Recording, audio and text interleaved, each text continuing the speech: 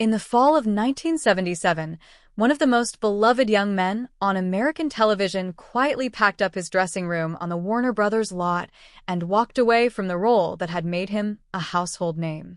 No scandal, no public feud, just a decision that would leave millions of viewers asking the same question for decades to come. Why would John Boy Walton ever leave Walton's Mountain? The answer, as it turns out, is far more human than anyone watching at the time could have guessed, and it opens the door to one of the most quietly turbulent behind-the-scenes stories in television history. The Waltons premiered on CBS in 1972, built on the real memories of writer Earl Hamner Jr., who based the fictional Walton family on his own childhood in rural Virginia during the Great Depression. What audiences saw as gentle, wholesome storytelling was, behind the camera, a demanding and often grueling production schedule. 8 series regulars, dozens of episodes a year, and a level of public affection that turned ordinary actors into symbols of American family values almost overnight. That kind of fame, as several cast members would later admit, came with a weight that few people outside the industry ever understood. Richard Thomas, who played John Boy, was only 20 years old when the series began, and by the time he decided to leave in 1977, he had spent 5 years playing a character whose life increasingly mirrored his own creative ambitions rather than his personal ones. In interviews conducted years later, including material archived by the Television Academy Foundation's Oral History Project, Thomas explained that his departure was never about conflict with the network or his fellow cast members. It was about identity. He had married in 1975, was starting a family of his own, and had begun to feel that the character of John Boy, an aspiring novelist yearning to leave home and become a writer, had started to represent everything Thomas himself wanted to pursue outside the confines of a weekly television schedule. The irony was not lost on him. He was playing a young man desperate to escape a small mountain town to chase a literary career, while he himself felt increasingly desperate to escape the repetition of series television to chase a broader acting career on stage and in film. Thomas has spoken candidly in the decades since about how difficult the decision was, not because he doubted it, but because of how the public reacted. Fans of the show had grown up with John Boy.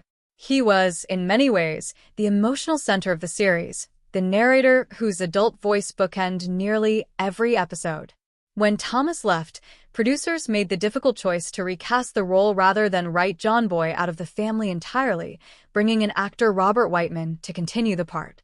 It was a decision that divided audiences at the time, and one that underscored just how central Thomas had been to the show's identity.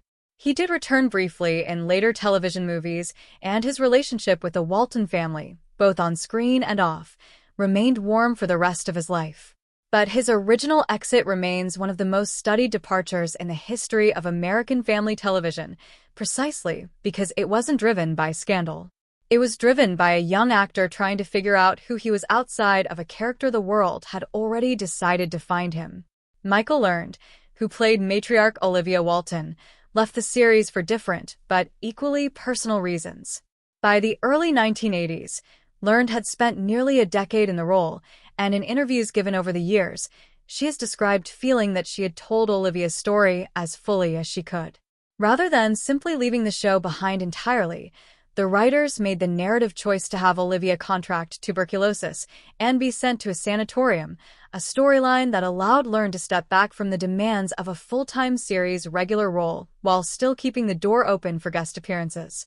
Learned has spoken about wanting to avoid being permanently defined by a single character, a concern shared by several members of the ensemble as the show moved into its later seasons. She continued acting for decades afterward, appearing in dozens of television projects, but she has often reflected on Olivia Walton as one of the roles she is most proud of, even as she made the deliberate choice to eventually step away from it.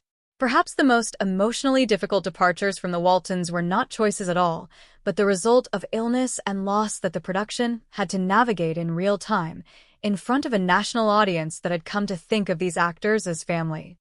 Geer, who played the beloved Grandpa Zebulon Walton, was already in his 60s when the series began, a veteran stage and screen actor with a long and storied career that included being blacklisted during the McCarthy era for his political activism, a chapter of his life that made his later success on a wholesome family drama all the more remarkable.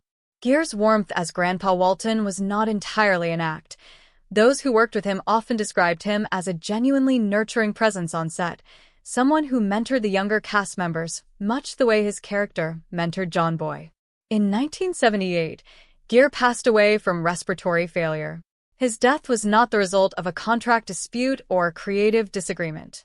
It was simply the end of a long and remarkable life, and the show's writers chose to honor him by writing Grandpa Walton's death into the storyline itself, allowing the Walton family and the audience watching at home to grieve alongside the fictional family that had become so real to them.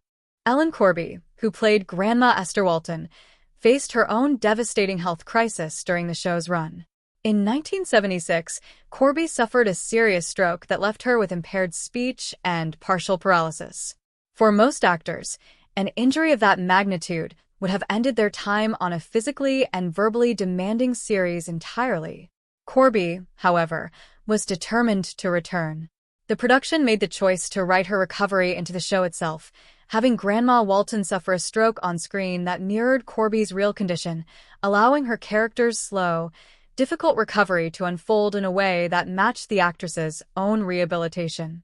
It was an extraordinary and rare moment in television history, a show finding a way to keep a beloved actress in her role by writing her real struggle into the fictional world audiences already loved.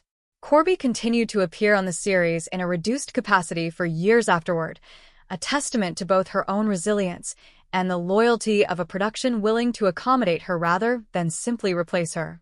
The younger members of the Walton family, meanwhile, faced a different kind of departure, one shaped less by scandal or illness and more by the simple, inevitable reality of growing up.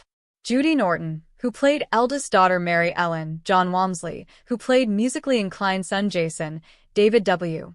Harper, who played youngest son Jim Bob, and Mary McDonough, who played daughter Erin, all grew from children into adults over the course of the series' 9-year run. As the show moved deeper into its later seasons, several of these actors found their storylines gradually reduced as producers shifted focus, introduced new characters, and worked to manage a shrinking budget and an aging ensemble cast. Mary McDonough has spoken publicly in later interviews and in her own memoir about the pressures of growing up in the public eye during this period, describing struggles with body image and self-esteem that were exacerbated by working in an industry that scrutinized a teenage girl's appearance on a weekly basis.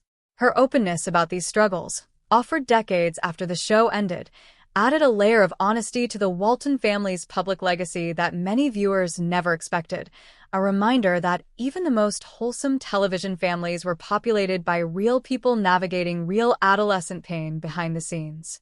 By the time The Waltons concluded its original run in 1981, the ensemble that remained looked considerably different from the one that had first appeared on screen 9 years earlier. Ralph Waite, who played family patriarch John Walton, stayed with the series for the majority of its run, though even he stepped away temporarily during certain stretches to pursue directing and other creative projects, a common pattern among actors who had grown restless within the confines of a single long-running role. Waite would go on to reflect in later interviews on how deeply the show shaped the rest of his career, noting that despite his desire to explore other creative avenues, he never regretted the years spent building the Walton family from the ground up. What makes the story of the Waltons' cast departures so different from typical Hollywood exit narratives is the near-total absence of the bitterness, contract disputes, and public feuding that so often define why actors leave beloved series. There was no dramatic falling out between Richard Thomas and the network. There was no public campaign against Michael Ern's decision to step back. Will Geer and Ellen Corby did not choose to leave. Life simply intervened, and the production responded not with recasting or quiet erasure, but with an unusual degree of compassion, writing real hardship into fictional storylines rather than pretending nothing had changed. Even the younger cast members, growing into adulthood in front of millions of viewers, described their eventual departures less as dramatic breaks and more as natural, if sometimes painful, transitions into the next chapters of their lives. This is, in many ways, the quiet tragedy and quiet triumph buried inside the story of the Waltons. A show built entirely around the idea of family loyalty ended up modeling something close to it behind the camera as well, even as it dealt with illness, death, ambition, and the simple passage of time. Richard Thomas needed to find out who he was without John Boy attached to his name, and the show let him go, then welcomed him back when he was ready. Michael learned needed distance from Olivia to protect her own sense of self as an actress, and the writers gave her an exit that honored the character rather than discarding her. Will Geer and Ellen Corby gave everything they had to their roles, even as their own bodies began to fail them, and the production found a way to let their real struggles become part of the story rather than something hidden from the audience. Decades later, cast reunions, including a 1993 television special that brought many of the original actors back together, revealed just how much affection remained among the people who had built Walton's Mountain together. Interviews conducted for that reunion, along with the oral histories many cast members later gave to institutions like the Television Academy Foundation, paint a picture of a production that, despite its pressures, fostered genuine, lasting relationships. Richard Thomas has spoken warmly of his years on the show even while defending his decision to leave it when he did. Judy Norton has continued to celebrate her time as Mary Ellen well into her adult career, often returning to conventions and retrospectives to reconnect with fans who grew up alongside her character. The Waltons, it seems, was never simply a job that its cast walked away from and forgot. It was a formative chapter that shaped how each of these actors understood family, both the fictional one they played every week and the real one they built with each other on set. In the end, the reasons these actors left the Waltons were never a single reason at all. They were as varied and as human as the reasons anyone leaves a chapter of their life behind. The need to grow, the need to heal, the arrival of illness no one could control, and the simple, unstoppable passage of time turning children into adults who had to decide who they wanted to become next.